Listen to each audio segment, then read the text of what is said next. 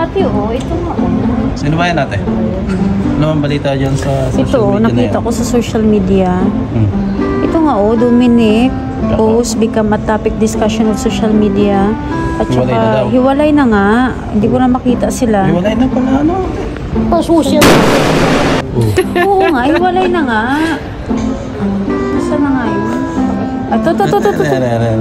Bia Alonso and Dominic Roque have broken up. Ano masasabi mo? Alam mo din sinungaling yan. Sinungaling din.